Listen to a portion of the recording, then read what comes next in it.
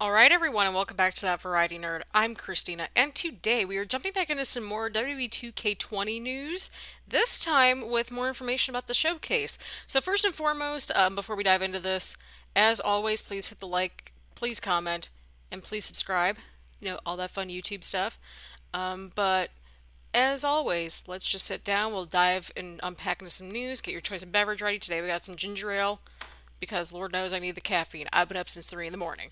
Anyway, so before we dive into the Women's Evolution showcase, there was also a trailer, like teaser trailer that was kind of revealed as well.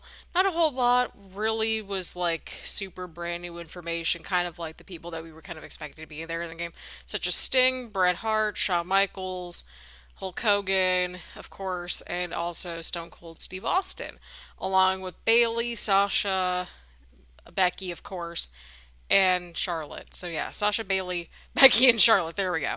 What we're seeing here is a screenshot from NXT Brooklyn, the very first one that they had, which was also their first takeover in the road. So I think the screenshot's really cool. I'm excited to see what it looks like.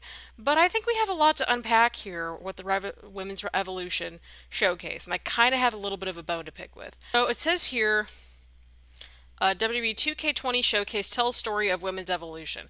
In 2014, four talented young upstarts in NXT helped start what would eventually become known as the Women's Evolution WWE. Fast forward in 2019, and women headlined WrestleMania for the first time in history. WWE 2K20 tells the whole story in 2K Showcase the Women's Evolution. Cover superstar Becky Lynch, Charlotte Flair, Bayley, and Sasha Banks, the four horsewomen, describe the journey to bring women's wrestling to the forefront of WWE in their own words and with exclusive live action footage. 2K Showcase includes 15 playable instant classic matches, again, a little bit more than we had last year, spanning the group's meteoric rise over the last 5 years. Players will unlock characters, attires, and more as they progress. Check out the complete list below to see if your favorites made the cut. So, again, in this middle sort of video is where the Legends Unveil 2K Showcase. It's like a teaser trailer.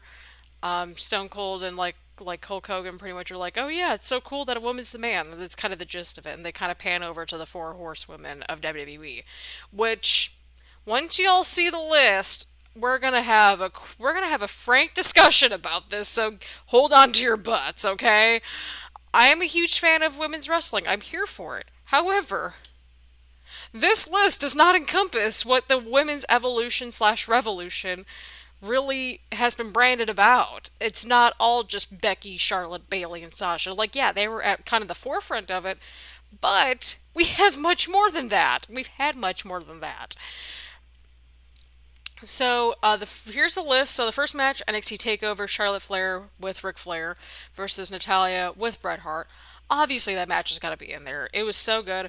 Also, we need to include more of Natalia's stuff in general while we're on the topic of Natalia. Like, she's only been around in WWE for like 10 years or something like that. Like, she's had some awesome matches. Look at her work with Beth Phoenix. Beth Phoenix stuff should be in there too. Not to mention many of the folks that were in the more the Divas era. So think like basically up until 2015, 2016 when you had the NXT women starting to come up, such as Paige and Charlotte and Becky and of course Bayley later on. Think about that. Like, think about all those matches. Like, yeah, they weren't instant classics, but there were some gems thrown in there for sure. Like Beth Phoenix's work. Look at Eve Torres. She's an ambassador now for the company, at least according to Wikipedia. Why not include some of those matches? Even like some of the matches that Nikki Bella had when she was Divas champion at the time in like 2014, 2015 was like pretty good stuff. The whole Bella versus Bella feud, like it wasn't the greatest, but it was still like pretty decent, all things considered, right? It was like some good airtime that they were getting. But we're going to continue. So NXT Takeover Revival, Fatal 4-Way with Sasha, Charlotte, Bayley, and Becky. That makes sense to me. NXT Takeover Brooklyn. Okay, this is also kind of a nitpicky thing too. Why don't we have more NXT matches thrown in the mix? I'll be sprinkling some of these anecdotes throughout this timeline as well, just to showcase just how much was like happening within the women's evolution, just in general. So we have NXT Takeover Brooklyn, Bayley versus Sasha Banks. Why isn't there follow-up match slash Sasha Banks's farewell match from that I believe following takeover in there as well? The first Iron Woman match in NXT. Like, that match was kind of a big deal. Why not include more of Bayley's run in NXT, like her match with Asuka? Yeah, granted, that was when she lost the title, I think, but it was still a darn good match, and it kickstarted like Asuka's like 520 plus day reign as NXT Women's Champion. So there's that little caveat. It just seems like NXT just like stops right at like Takeover Brooklyn when obviously we've had like 26 now Takeover shows. Yeah, 26 as of Toronto. There's so much goodness in NXT. Like, for example, you can continue forth from the Bayley feud, and the next champion after Bayley was Asuka, who had that 500 plus day championship reign. That's when you had the first ever women's last woman standing match, which they include the Becky Lynch and Charlotte one at the end of this showcase at Evolution, but they don't include the first one at NXT, which had Asuka, who's probably going to be in the game more than likely, and Nikki Cross, who's basically been confirmed for the game. Not too difficult to throw that in there. Night of Champions 2015, Charlotte Flair with Paige and Becky Lynch versus the Bella Twins and Alicia Fox. That whole cluster of a feud was terrible on paper. Like, yeah, these were some of their first matches, but they were terrible on paper. At least what we were watching in NXT, at least in comparison, to be completely honest. But yeah, you're missing a whole gap right here between Night of Champions and WrestleMania 32. And I'm thinking, like, okay, that makes sense. WrestleMania 32, that's when they debuted the Women's Championship, which would later become the Raw Women's Championship. That was a really good match. Raw, Sasha Banks versus Charlotte with Dana Brooke. Why isn't Dana Brooke featured like anywhere else? I'm just gonna throw that out there.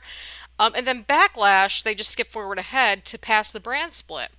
So this was the one to crown the first ever SmackDown Women's Champion, if I remember correctly. Becky Lynch, Alexa Bliss, Carmella, Naomi, Natalya, Nikki Bella. Not a bad selection, not a bad choice. Hell in a Cell, Charlotte Flair versus Sasha Banks in the Hell in a Cell match. That was the one where they main evented the pay-per-view inside Hell in a Cell, which was a good choice as well. But then they skip all the way to Elimination Chamber of, like, I think that was 2017. And I'm like, you're missing, like, an entire just months at a time here. That's like from around like September, October to like February here. Like there was probably some sort of a nugget happening, at the very least down at NXT, because that's when like so many people were getting their roots going. Like Ember Moon, for example, and the Iconics. Like they were having their earlier matches there, give or take. Raw, Bayley versus Charlotte Flair. Okay, that would make sense to me. Okay, wait, I skipped over Elimination Chamber. Becky Lynch versus Mickie James. Again, I don't remember that match. If you had to pick an Elimination Chamber match, why not focus on, I don't know, the first ever Women's Elimination Chamber match? You got basically everybody in the game that you would need for that match. Bayley versus Sasha. I'm just like looking all over the place. Bayley versus Charlotte Flair, really good match. That was a really good match just in general because it was really cool to see Bayley win the championship. Fastlane, Sasha Banks versus Nia Jax. Like I don't remember that match. Both of them have obviously had like better matches. So again, and then especially once we get towards this end of the timeline where it should be really fleshed out more, this is where I start to have a lot more problems with it. So WrestleMania 33, that was 2017. There's only one match that's featured, which is Bayley, Charlotte, Nia, and Sasha. What about the SmackDown Six Pack Challenge or whatever that was? The one that had like the six women like SmackDown Women's Championship match. But then you get into WrestleMania 34 and it's like, wait, did you just skip an entire year's worth of women's like wrestling in WWE? So like think about where we were at like between April of 2017 to April of 2018, right? So essentially you still had Asuka being like women's champion over in NXT for a while. She was having that amazing feud with Ember Moon for a little while. Include one of their matches. You could pick any of them and be a good decent point.